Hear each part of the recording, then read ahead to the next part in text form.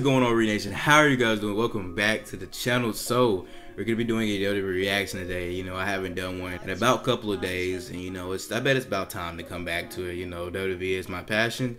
So this one is actually called 10 Saddest WWE Moments that made us all cry. Now, the one that I probably thought was the saddest, no, besides Daniel Bryan and Edge, was Undertaker. So Daniel Bryan, Edge, Undertaker for me.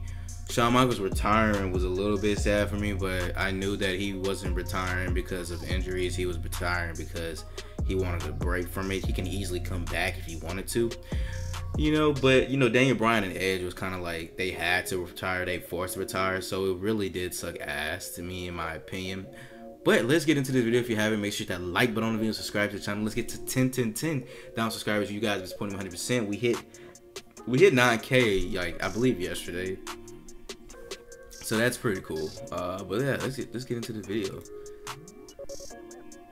Like this video and then click the link at the top of the video description to enter our Xbox One and or PS4 plus $500 Amazon gift card giveaway. Subscribe, turn on those notifications, and enjoy the video. Us wrestling fans may be the smarkiest, assholiest, vilest creatures that exist, myself very much included in that. Don't worry guys, just own it. But one thing that's undeniable is that when a moment can transcend the suspension of disbelief that we have in pro wrestling, it can get very emotional. I'm D-Wicket, and these are the 10 WWE moments that made us cry.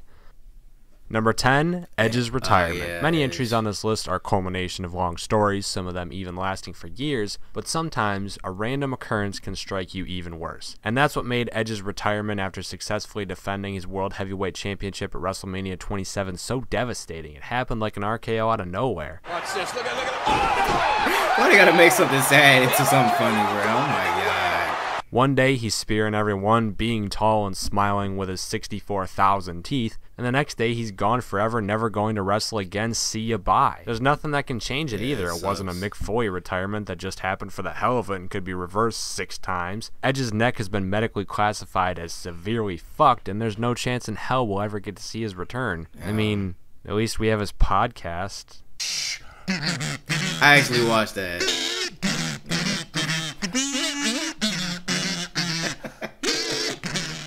Number 9, the WrestleMania 30 celebration. Yes. Daniel Bryan, clap, clap, clap, clap, clap. Daniel Bryan, clap, clap, clap, clap, clap. This was essentially what happened for the entirety of 2013 and early 2014 as the fans clamored on, wishing and begging and scratching and clawing just for some sort of legitimate push for their hero. Team Hell No winning the tag titles was the catalyst. SummerSlam 2013 was the taste of glory, but then we suffered through months and months and months and Randy Orton and months of nonsensical booking that legitimately was not supposed to put Bryan over. The intention of this was to keep him away from the main event scene, but finally WrestleMania 30 happened, and boy howdy did it happen. It was crazy. Daniel Bryan's road to the WWE World Heavyweight Championship victory at the granddaddy of them all was one hell of an emotional roller coaster. Yes! Yes! Yes! Yes! Yes! Dang, this might be recording. Yes! Yes! Yes! Yes. Sucks he retired.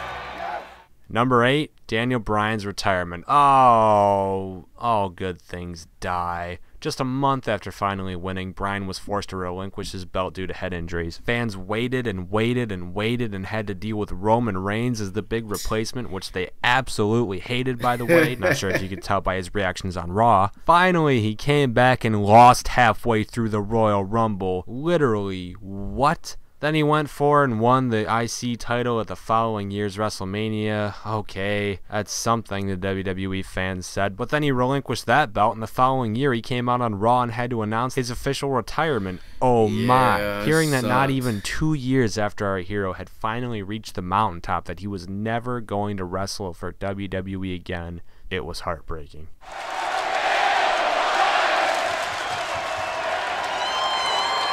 So just now, I was able to close my eyes and feel that. Like, yeah, his retirement was surprising to me.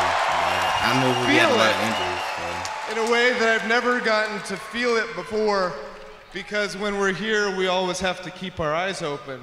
But just that experience, I'm never gonna forget it.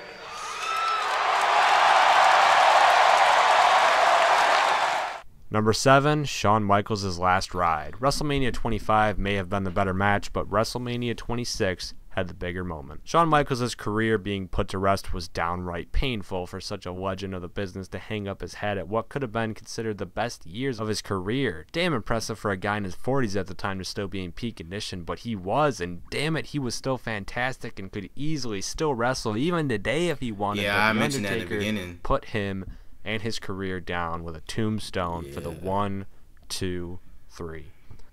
Number 3, Owen Hart's tribute. I really don't want to include any tributes because I hate talking about death and any subjects that you really can't put a positive spin on.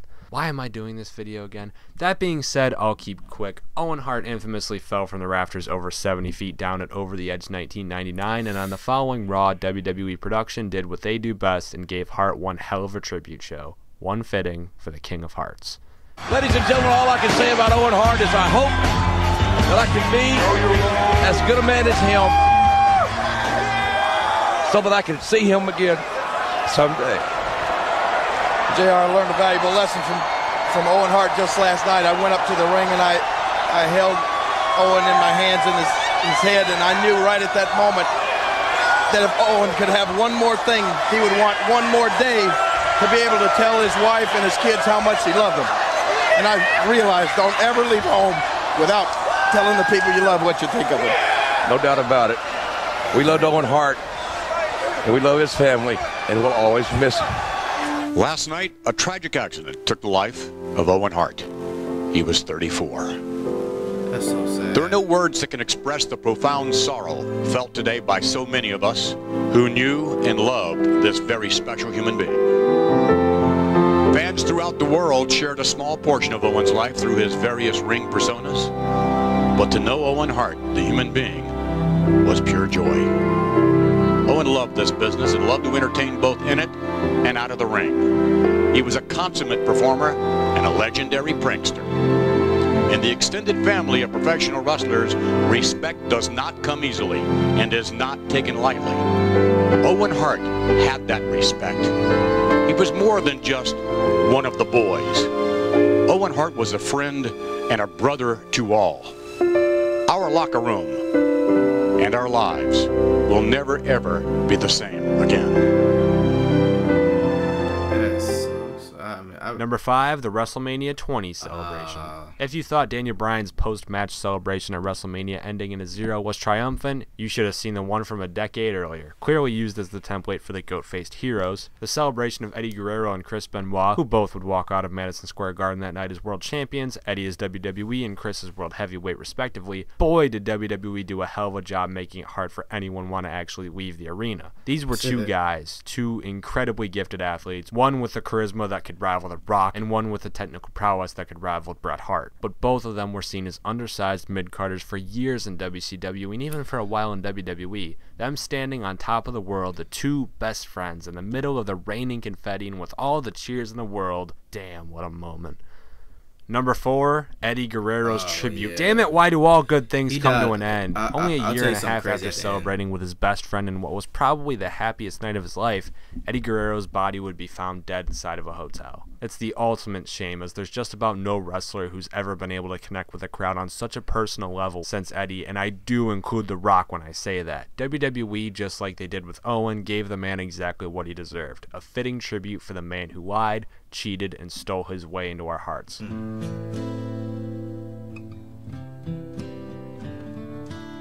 Yeah, I think he was supposed to win the title that day back before he died.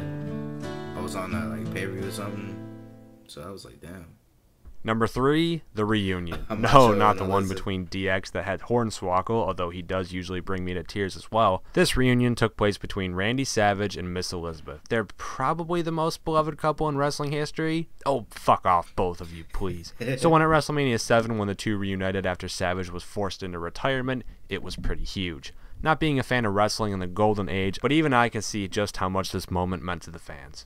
Number 2, I'm sorry, I love you. Ric Flair, Oh, Shawn, why did you have to go an old yeller the Nature Boy? Well, it was necessary. Ric Flair's legendary 4-decade-plus long career finally came to an end at 2008 at the Show of Shows in a retirement match pitting the styling, profiling, limousine riding, jet flying, kiss stealing, wheeling dealing son of a gun against the showstopper, Mr. WrestleMania, the icon, the main event, the headliner, the Heartbreak Kid, Shawn Michaels. Essentially, it's a battle of the longest catchphrase versus the most nicknames. Just before putting him down, Michaels gave Flair's career a final few words. I'm sorry, I love you. Then sweet chin music, then pin, then hug. Well, then Flair went to wrestle in TNA and ruin it all, but let's pretend that didn't happen. And number 1, the ending of the streak. For as much as I've brought up the idea of it, suspending your disbelief is one of the hardest things to do as a wrestling fan, especially in 2017. Amazingly though, the most shocking, the most insane, the epitome of saying what the fuck and losing your insanity as a wrestling fan came just over 3 years ago in 2014. And all that really happened was an undefeated streak coming to an end. A streak that had lasted for years, over 20 years. A streak that had seen some of the best in the business try their hardest to put down The Undertaker. Shawn Michaels' entry on this list came at the hands of this streak, and it was broken by Brock goddamn Edward dick kicking Lesnar. What a moment.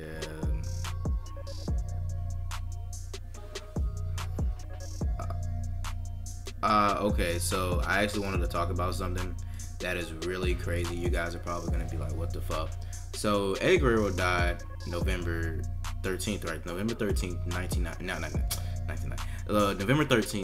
2005. After he died, literally a month later, my dad passed away, which is really weird to think about it. Like, damn, Eddie Guerrero died, and then my dad dies a month later. Like, it's crazy to think about, in my opinion. You know, I'm not trying to get too emotional, but it's just like, wow, you know, crazy stuff happens. And yeah, I remember that day when Eddie Guerrero died. I was like, it was crazy. I was like 5 at the time, you know, but I don't know. I just thought that was something, you know, something to like discuss with you guys, like, you know, just to talk briefly, like, you know, anything can happen, everything can happen. But I will see you guys in the next video. Post Renation Route. This is baby. One love, peace. Catch you later. Tell me your saddest moments down below from WWE. I'll see you guys later.